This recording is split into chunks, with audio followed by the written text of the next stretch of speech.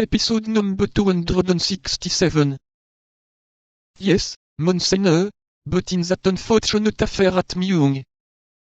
The letter was lost, replied his eminence. Yes, I know that.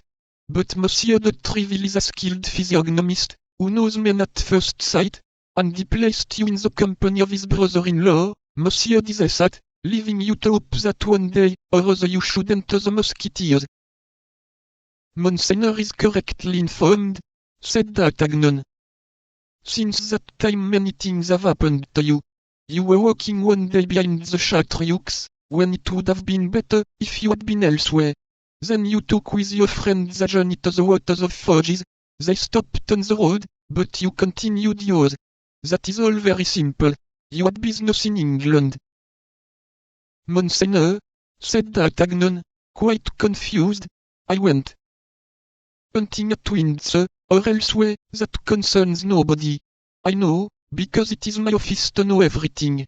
On your return you were received by an august personage, and I perceive with pleasure that you preserve the souvenir she gave you.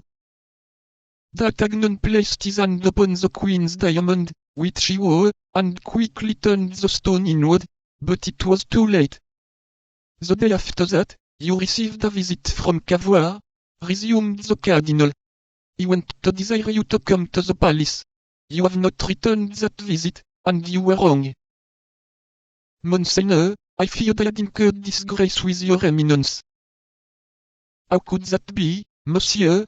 Could you incur my displeasure by having followed the orders of your superiors with more intelligence and courage than another would have done? It is the people who do not obey that I punish, and not those who, like you, obey but too well. As a proof, remember the date of the day on which I had you bidden to come to me, and seek in your memory for what happened to you that very night.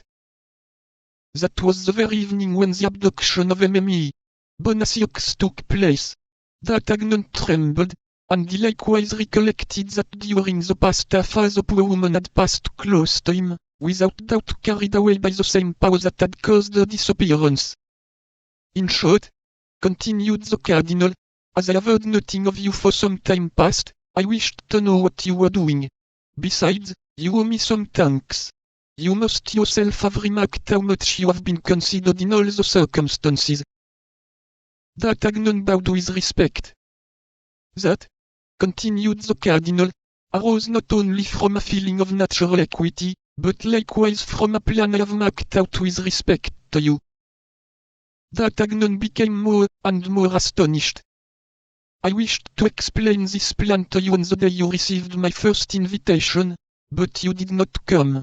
Fortunately, nothing is lost by this delay, and you are now about to hear it. Sit down there, before me, D'Artagnan. You are gentleman enough not to listen standing. And the Cardinal pointed with his finger to Atchef the young man, who was so astonished at what was passing that he awaited a second sign from his interlocutor before he obeyed.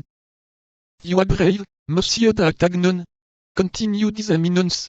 You are prudent, which is still better. I like men of head and heart. Don't be afraid, said he, smiling. By men of heart I mean men of courage. But young as you are, and scarcely entering into the world, you have powerful enemies. If you do not take great heed, they will destroy you.